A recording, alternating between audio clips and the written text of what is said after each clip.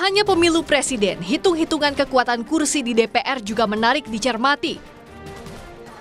Unggulnya suara Prabowo Gibran berdasarkan hasil hitung cepat berbagai lembaga survei dan hitung resmi sementara KPU tak serta-merta sejalan dengan perolehan suara Gerindra di pemilu legislatif.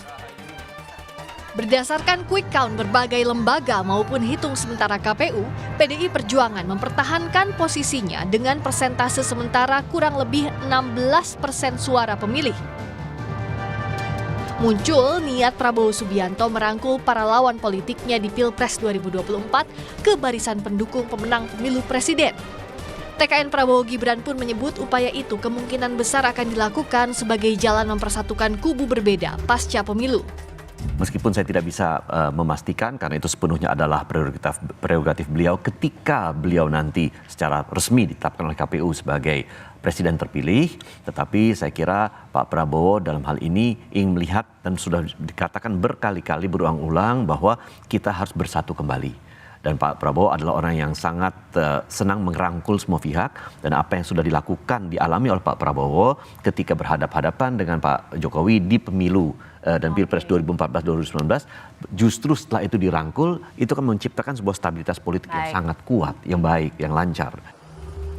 Namun ajakan itu disebut Sekjen PDI Perjuangan Hasto Kristianto sebagai janji manis yang terlalu dini karena hasil penghitungan resmi belum tuntas. Ketika ada pihak-pihak yang kemudian menyampaikan pidato kemenangan, menyampaikan berbagai janji-janji manis, tentu saja itu terlalu dini. Karena tahapan kita sekarang belum ke sana, kita mengawal bersama-sama agar suara rakyat betul-betul bisa dipertanggungjawabkan. Sementara pengamat politik Rocky Gerung menyangsikan jika sejumlah parpol berani mengambil langkah jadi oposisi, antara lain Nasdem. Juga PDI Perjuangan yang tak punya perbedaan ideologis dengan parpol di barisan unggul Pilpres. Kecuali jika PDIP berani mengambil langkah ekstrim berseberangan dengan Jokowi. Kita lihat sosiologi dari Nasdem misalnya tuh, bisa nggak Nasdem secara total mau beroposisi karena dia kalah tuh? Di belakang Nasdem ada Kapital, di belakang Kapital ada konco-konco. Jadi agak susah sebetulnya. PDIP apalagi itu kan. Jadi kalau kita bilang PDIP beroposisi pada Jokowi, bagaimana mungkin itu kan? Orang akan anggap, yuk Anda kan dulu sama aja kelakuannya. Kan yang kita sebut oposisi harus berbeda secara ideologi, tetapi mesti ada poin diberitahu oleh PDIP. Kami oppose Jokowi bukan karena kami berbeda program, tapi karena dia melanggar konstitusi. Itu dasarnya tuh. Perolehan kursi tak hanya bergantung pada persentase suara, tapi komposisi suara berdasarkan daerah pemilihan.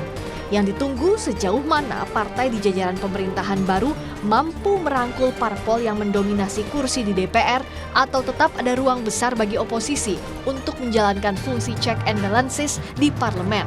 Tim Liputan, Kompas TV.